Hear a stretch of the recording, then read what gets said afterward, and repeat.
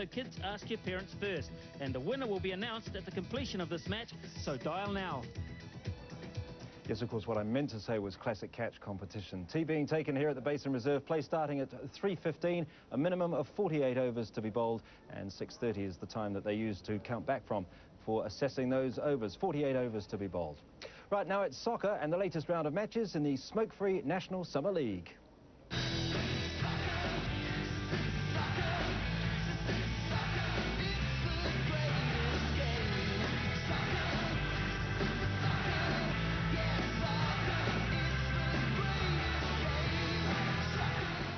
Our first game today is a round 10 catch-up match between North Shore and Waitakere, played at Allen Hill Stadium. Waitakere looking for an away win after Napier beat them 3-0 last week. And our second game today is a clash between Central United and North Shore. That's a round 13 match, an important match for both of these teams looking to consolidate their place in the top four. So there it is, the draw for round 13. Our first game today from Waitangi Day, North Shore and Waitakere. North Shore in the red and white, playing from left to right. Number 10, Tim Stevens, with a run down the left side, is brought down.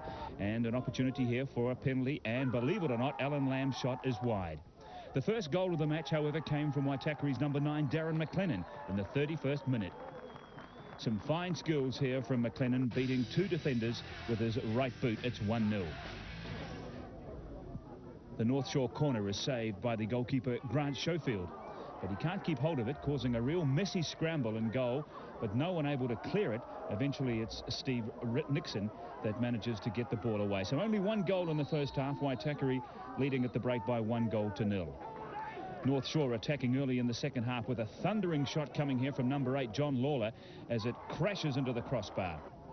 The second goal of the match came from a small error that was to be made by the goalkeeper, Jason Batty. Now, he looks as if he's got this ball under control, but it just gets away from him. The Waitakere attackers swoop, and it's number 13, Kenny Harlock, that puts it in the back of the net.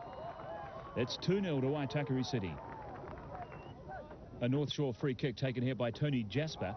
Number 9, Steve Nixon, gets pushed in the back by Kevin Smith, who collides with the keeper, Grant Schofield. There was no more scoring in the match, and Waitakere running out the winners by 2-0.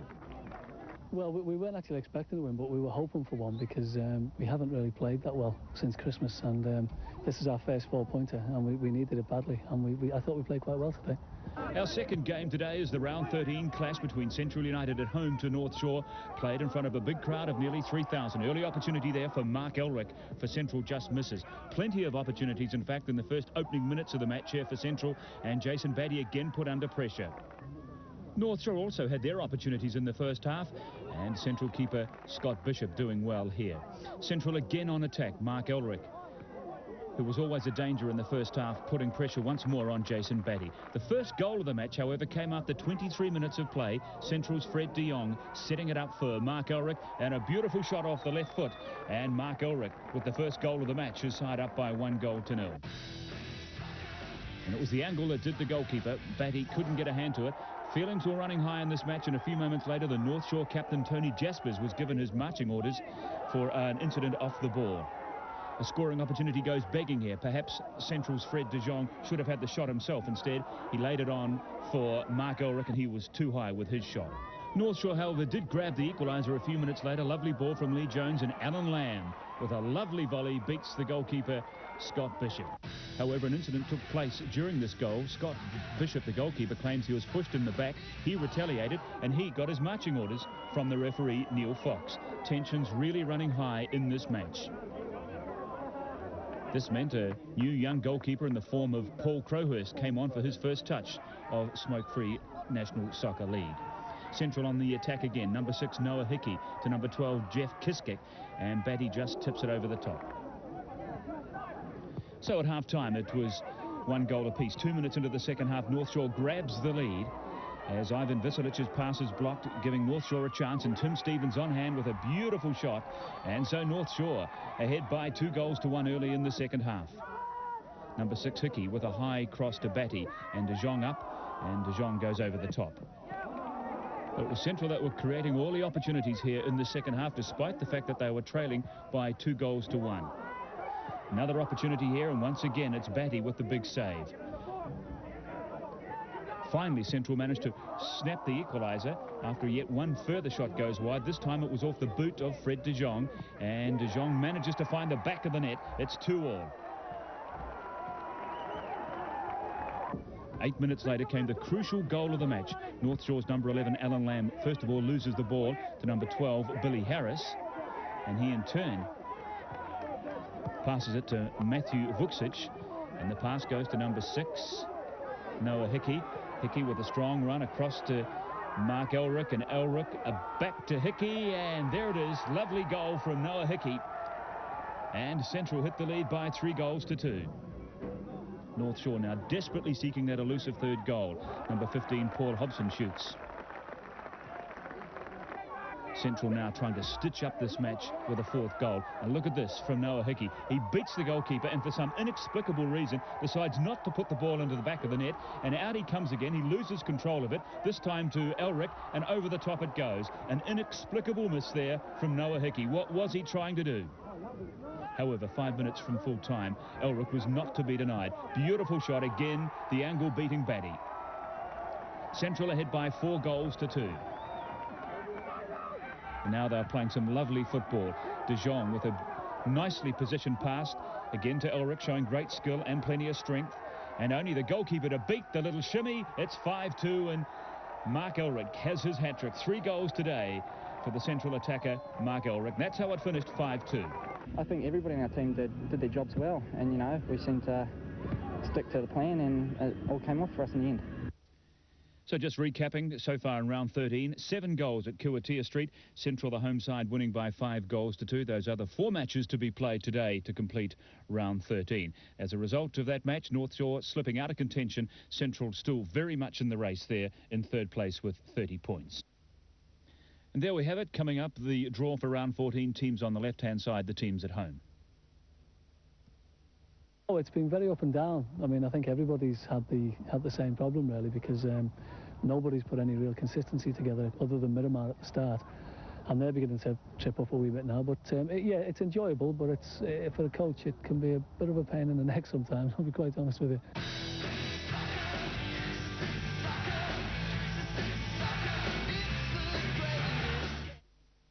You're with Mike Baker, Radio Pacific, and we're talking with Bruce Allpress for 50 Plus Life Insurance. If you've got questions about 50 Plus, give them a ring at 0800 800 440.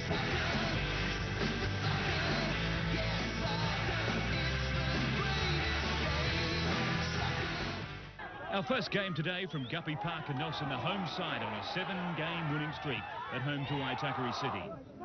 And from Auckland, Central at home to lowly placed Woolston in our second game today.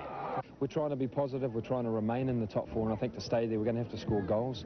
And that's come our way over the last 3 weeks. So, yeah, look, I still think there's a little bit of ground to cover yet.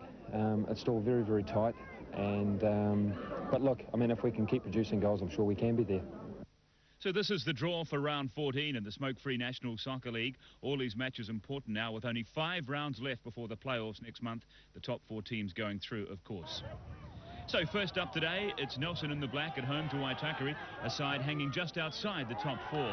Nelson with the early pressure, and Waitakere goalkeeper Grant Schofield a little untidy, nearly costing his side dearly. Waitakere opened the scoring after 24 minutes, but 10 minutes later, Nelson grabbed the equaliser. Nice pass from number 10, Justin Crichton, and the through ball to George Mona, who helps it on its way. 1-1 after 36 minutes of play. 7 minutes later, disaster for the home side. The Nelson goalie, Alan Shroud, clearly fouls attacker Ricky Van Steerden here. The result, a penalty, and Jeff Gray puts it away, his second goal of the match, and Waitakere out to a 2-1 lead. That was the half-time score, and there was no more scoring in the match. However, Waitakere's number 14, Carl Jorgensen, got his marching orders in the second half for this foul on Nelson's George Mona. Jorgensen pleading with the referee, but to no avail. The final score was Waitakere 2, Nelson 1. Our plan at the moment is like we win every game, and we make the fourth spot, and that's what it's all about, and that's what we'll be heading for at the moment. Our second match today sees 4th place Central in the yellow strip at home to Woolston, second to bottom. Central with the perfect start, a defensive slip by Woolston. Fred de Jong pounces on the ball, and Stephen Mack is there to finish it. 1-0 after just 6 minutes of play. However, Woolston, little fancied in this match, made the most of their opportunities, and after 19 minutes stunned the Central fans when Chris Morris jumped on the end of this cross and slammed it past Brett McMurdoch. It's 1-1.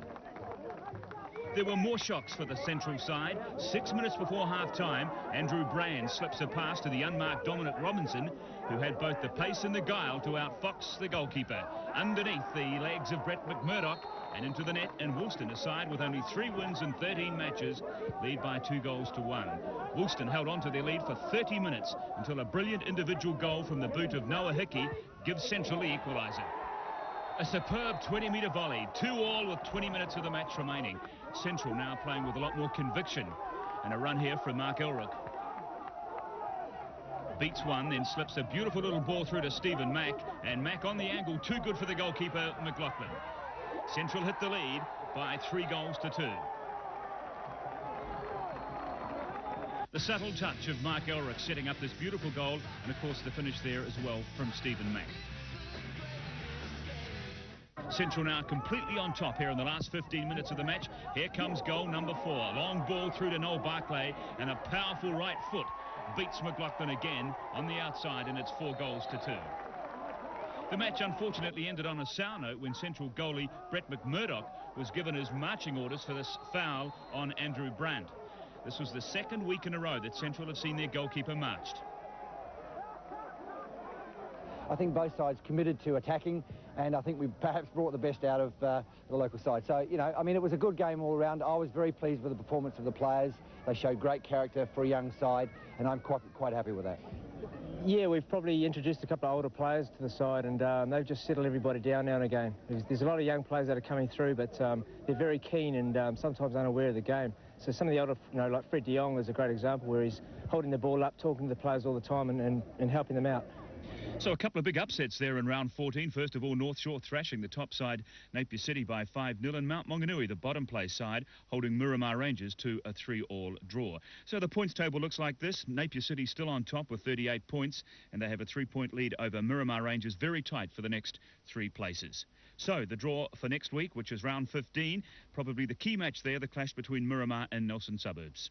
They've sort of turned around and won 5 or 6 in a row. Colin Tour's done a fantastic job down there. Watch out for Nelson. Through to Colin Tour, but too high with his shot. So after absorbing all this early pressure, Napier, the league leaders, remember, start to show their class.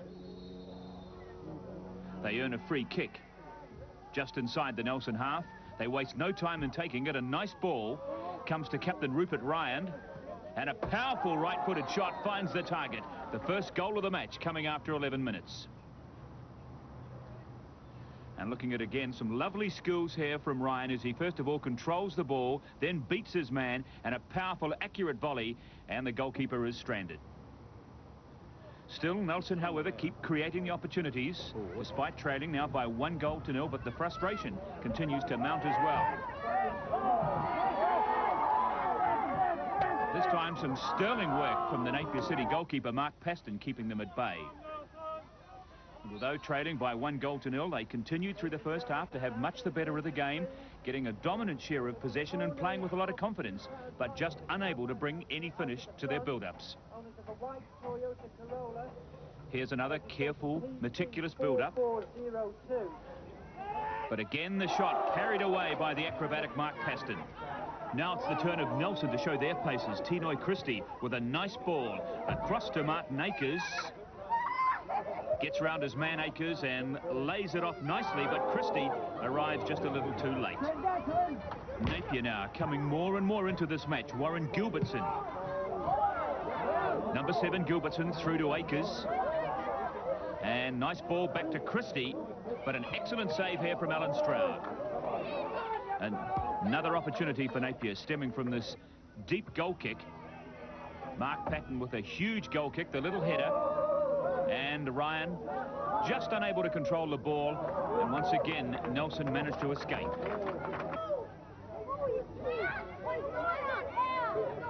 However, another opportunity here for the home side, trailing by 1-0. That goal coming very much against the run of play. Once more, the shot is wide. So it was 1-0 to Napier City at half-time, and the score could easily have doubled in the opening minutes of the second half. The shot from Ryan with the goalkeeper stranded is wide. Napier now really starting to dominate this match. And a very good understanding from those Napier City attackers. Confusion once more in the Nelson goal. From the corner, another opportunity here for Ryan. Hooks it out to the left. The home side with one of their infrequent raids into the second half, looking for the equaliser. A nice through ball here from Brett McNabb, but Colin Tua not able to quite pull it in. Another Napier corner, but a lack of urgency in the visiting side now, and the ball is easily cleared by Nelson. In fact, this lack of urgency, which was becoming evident, nearly proved fatal for Napier. Some sloppy defensive work here, and suddenly Nelson's Carl Fenimore is in the clear, and the ricochet could have gone anywhere. Nelson sensing their chance, starting to press really hard, knowing they need the equaliser. And a typical gutsy run coming here from Justin Crichton, but again Tua arriving just a little too late. This was fine work here from Justin Crichton as he recovered from that very heavy tackle, laid the ball on there for Tua, and it just squeezed past the goalkeeper. But 18 minutes into the second half, Napier pounced again. The ball eventually led on to Martin Akers, and a powerful shot from the Napier man, and suddenly Napier City Rovers out to a 2-0 lead. Little defensive error there, the ball laid on with a lovely little back pass, and Akers, good speed, good accuracy, and past the goalkeeper. It's 2-0. A few minutes later, it could easily have been 3-0 as Napier really opened up the Nelson defence, but in the end, Akers couldn't quite get enough control on the ball. A late rally from Nelson, but to no avail. The home side going down by 2-0 in this match at Guppy Park. Carried away by the goalkeeper, and there it is, the final whistle, and a convincing win to Napier City Rovers. Yeah, very pleased. Obviously that puts us 7 points clear and puts the pressure on the teams behind us to get results tomorrow. Wasn't that pleased with the way we played in the first half. I thought Nelson came at us very strongly in the first probably 20-25 minutes, and we scored probably against the run of play.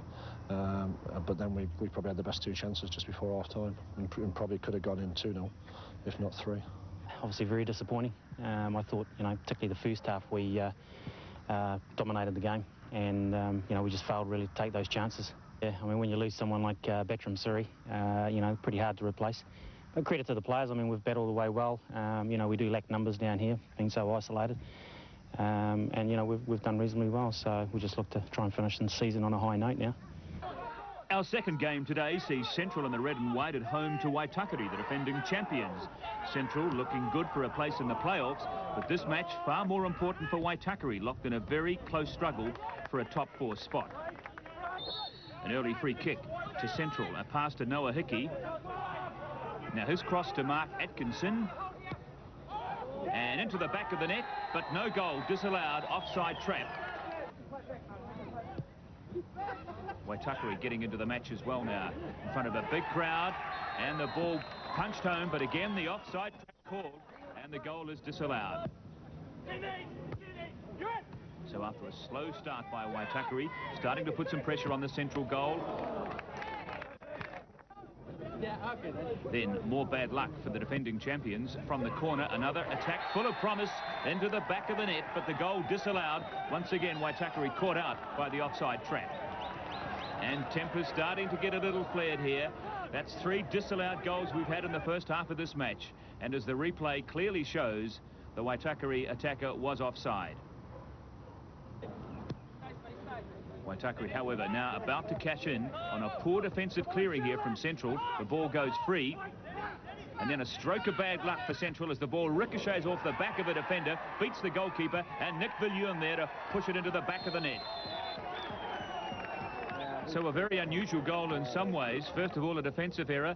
Then the shot initially coming off the back of a Central defender hits the crossbar. The goalkeeper beaten, of course. He's on the ground, and Viljoen with an open net. A few minutes later, another close call here for Central. Very close indeed from the corner taken by Waitakere, and could easily have been 2-0.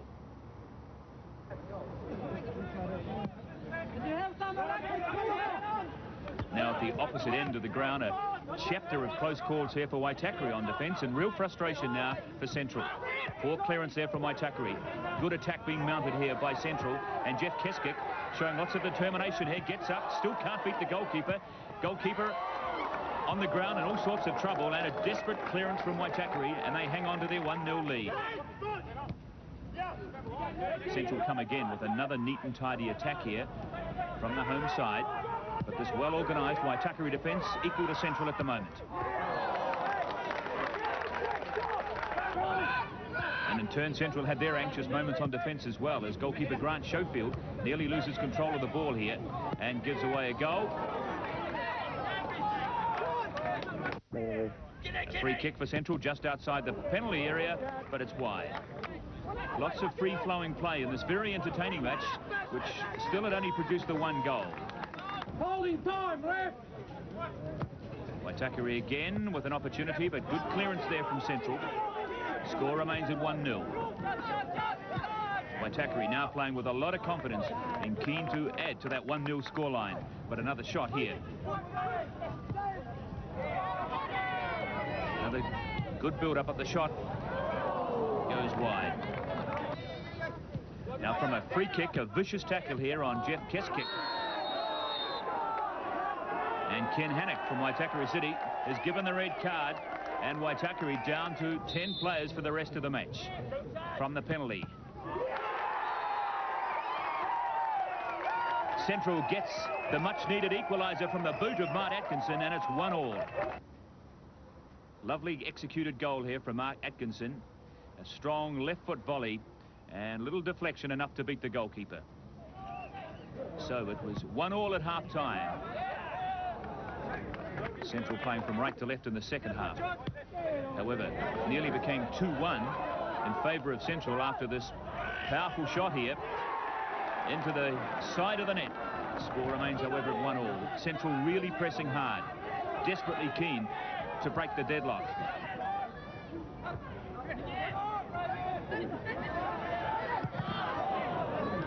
Another opportunity for Central, but some good clearance here from Waitakere as they work the ball out of the danger area. Eventually the pressure starts to tell on Waitakere. It opens up here. Second goal of the match, and again it comes from that man Mark Atkinson. Central ahead by 2-1. And we can see in the replay here just a little bit of confusion in the Waitakere City goal. The goalkeeper caught out of position, and there's our man Atkinson slamming home the goal that gives Central the lead. So up by 2-1. Central so could easily have made it 3-1 there, but another good save. 2-1 it remains. Central pressing forward again, but rather against the run of play here. Waitakere are able to grab an equaliser. This powerful volley, not cleared by the goalkeeper, and Fillion is on hand again with his left foot. It's 2-2. There's the powerful volley that really set up the goal, as Central's goalkeeper Scott Bishop unable to clear it, and Fillion there to make it 2-2. Still a very tight match as Central looking once again for yet another goal that will snap the deadlock, and here it comes with a brilliant individual goal here from Stephen Mack. 3 today for the Central man, and he gives his side a 3-2 lead with a goal that will be long remembered here at Kiwatia Street. Just look at this from Stephen Mack with virtually no angle to work in, completely beats the goalkeeper. What a way to break the deadlock. Central now really very much on top of them. Just look at the way they're opening up the Waitakere defence here, running with lots of confidence, and Schofield again under some pressure. From the corner. Another desperate clearance from Schofield. A little incident here, and the referee has awarded a penalty to Central, and this should be the final nail in the coffin for Waitakere City today. 4-2. Stephen Mack finds the back of the net again from the penalty spot. 4-2.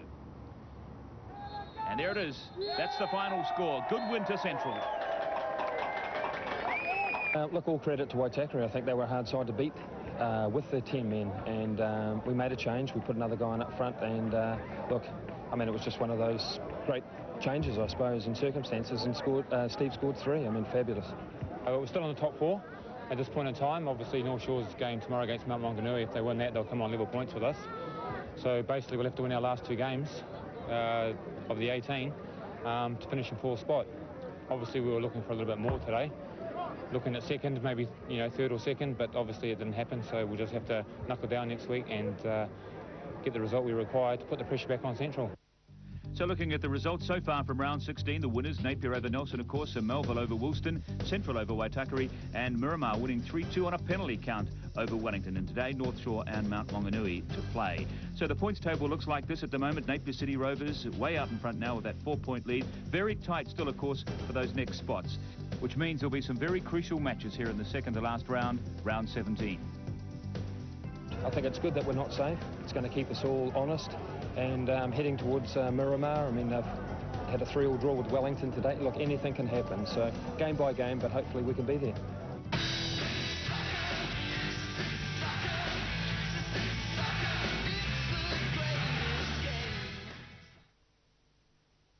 Yes, as Ricky Herbert said, it's keeping them all on their feet and very tight as the race goes down to the wire for those 4 places in the playoffs coming up in a couple of weeks.